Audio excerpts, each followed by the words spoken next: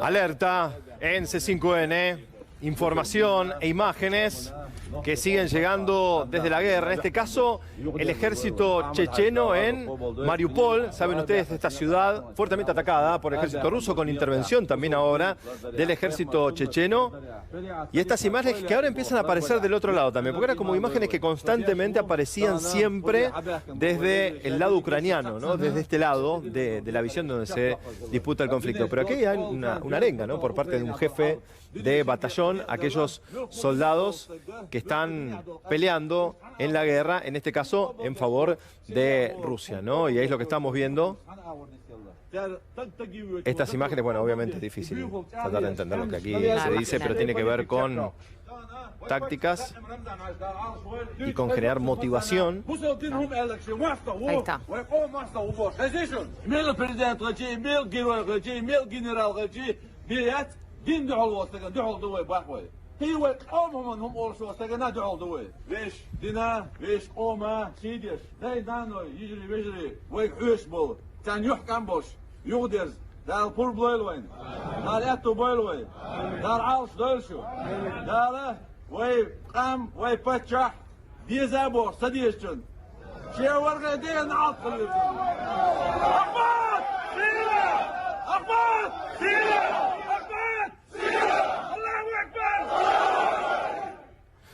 Bueno. Los carniceros los llaman a estos soldados que están peleando allí, los integrantes del ejército checheno. Bueno, vamos a meternos de lleno en este conflicto bélico. Ahí estamos viendo también imágenes de un depósito que toman los chechenos, un depósito con municiones ucraniano. También esto ocurre en Mariupol y estamos viendo estas imágenes que, como decíamos, son exclusivas. A mí, vuelvo con esto, no deja de impactarme las imágenes, ¿no? En primera persona que estamos teniendo de este conflicto bélico. Sí. Nos habían desacostumbrado por completo a ver algo tan cruel como la guerra de esta manera, con la posibilidad de ver los rostros de esos soldados, con la posibilidad de ver los cuerpos ensangrentados, la destrucción de las ciudades. Todo eso no lo veíamos, Ahora, cuando hay que salir a demonizar a Rusia y lo que está pasando en este conflicto, vale absolutamente todo, y las imágenes que se están filtrando son impresionantes. Más allá de el propio descontrol que implica, ¿no? La existencia de las redes sociales, Totalmente. donde es muy difícil ya manejar y controlar qué es lo que se va a emitir, como si se podía hacer en conflictos bélicos previos. Pero está muy bien lo que señalas, Paula, las imágenes porque son impresionantes. de las últimas y hasta recientes incursiones, de las múltiples guerras que ha librado Estados Unidos, siempre fuera de su territorio, ¿no? Porque no ocurren dentro de su país, siempre son. Uno podía ver quizás la imagen de lo que parecía el juego electrónico, ¿no? Ese juego de la guerra, donde vos podías ver como un grupito de personas, una explosión, ¿no? Una luz y ya está, nada más. Y eso tenía que ver quizás con el asesinato de, no sé, recuerdo Soleimani, cuando era el asesinato de un líder extranjero, y esto pasaba, se contaba, pero no se veía lo que estaba pasando, que es lo que estaba ocurriendo aquí. Pero ahora se empieza a sumar este tipo de imágenes, que viene del lado del ejército checheno, que no se estaban viendo últimamente. La imagen tenía que ver siempre o con las víctimas civiles, los chicos del lado ucraniano, o con aquel soldado ruso asesinado, al cual además se lo trataba de amedrentar diciéndole que se retire del territorio ucraniano. Sí, absolutamente. Y bueno, porque para los Estados Unidos, las formas en las que se han ido contando los distintos conflictos bélicos han tenido un costo muy alto, ¿no? Lo contábamos, ¿no? Con los movimientos pacifistas en la era de Vietnam y demás, que ha hecho que ese relato se transforme. Pero sin embargo acá, fíjate nuevamente cómo está completamente personalizado, ¿no? Las imágenes que estamos viendo son muy cruentas. Lo tenemos Ignacio Utin, que es analista internacional. Venimos tratando de comprender todo lo que pasa con él y la verdad que es un gusto que esté con nosotros. Hola, Ignacio. ¿Qué tal? La primera pregunta que tenía ganas de conversar con vos es ¿qué podemos esperar, ¿no? Después de estos 15 puntos que se filtraron esta semana,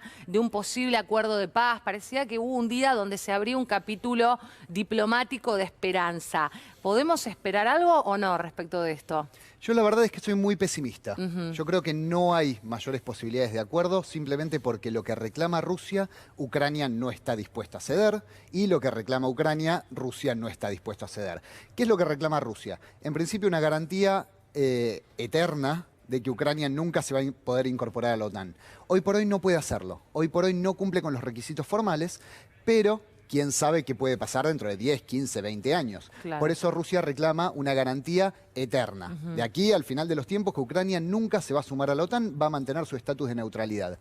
Pero Rusia además reclama que Ucrania reconozca la península de Crimea como territorio ruso, que reconozca la independencia de las dos repúblicas autoproclamadas del Donbass, estas dos repúblicas que Putin reconoció como países independientes el pasado 21 de febrero. Y donde comienza todo.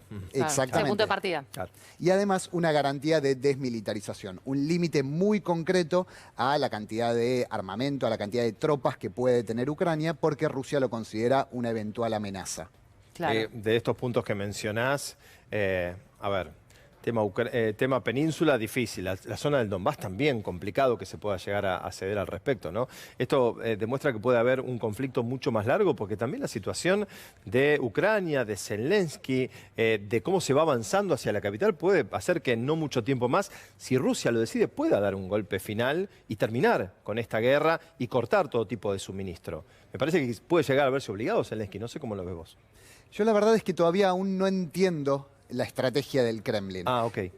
Yo, en principio, mi lógica es, en base a lo que estamos viendo, que Putin no apunta a anexar territorio, no apunta a tomar el control de ciudades grandes como Kiev, como Kharkiv, como Odessa, sino que apunta a un conflicto largo, un conflicto de desgaste, en el cual Ucrania lentamente se vaya debilitando, lentamente se vaya subyugando a los intereses rusos, y que el día que termine la invasión, quizás con una rendición ucraniana, quizás no, quizás simplemente con un repliegue ruso, pero el día que termine la invasión ya no haya discusión posible. Ya Ucrania no sea si se incorpora a la OTAN o no. Dejarlo sin capacidad de negociación, ¿no? Dejarlo sin capacidad de reacción, dejarlo sin capacidad de reconstruir una sociedad, un sistema político, un sistema económico, toda la infraestructura, porque el día que termine la invasión, termine como termine, Ucrania va a estar en una pésima situación en términos generales. Y Rusia, porque, a ver, la amenaza de Estados Unidos es constante también, ¿no? Que las consecuencias a largo plazo, sin embargo, uno lo escucha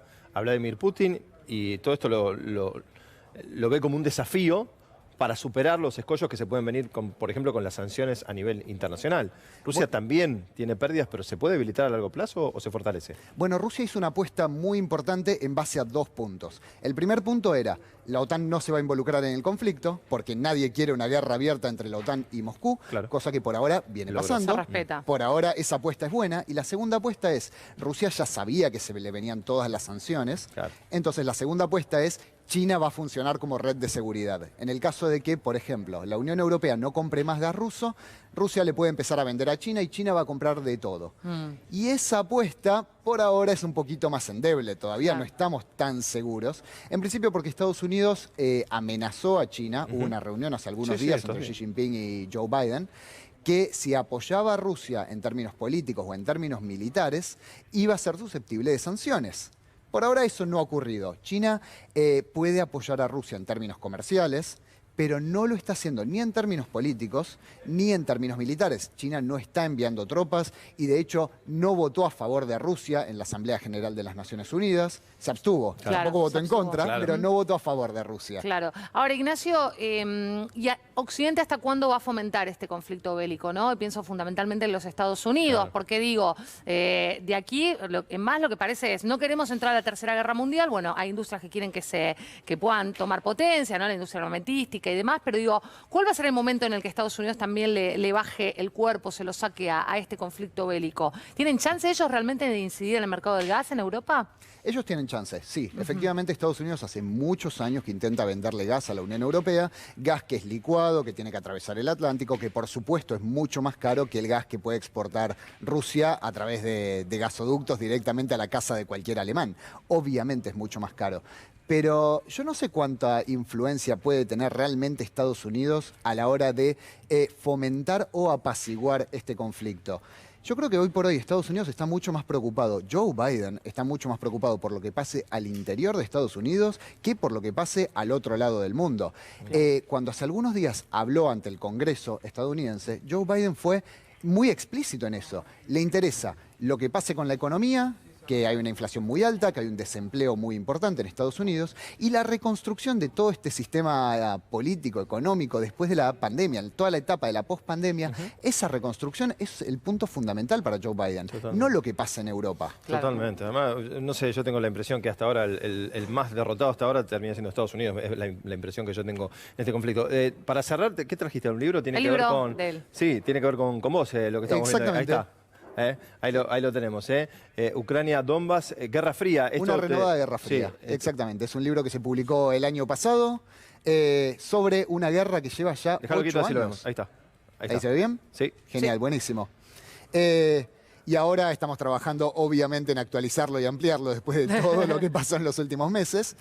Pero es un libro que se publicó el año pasado. Y lo anticipaba ya, para que vean que esto lleva hace mucho tiempo, este conflicto. Gracias, Nacho. Bueno, es momento de hacer una tanda, Le decimos gracias a Ignacio por habernos visitado y a ustedes les decimos que se queden porque todavía tenemos unos minutos más por delante de este Minuto a Minuto Domingo. Gracias, Ignacio.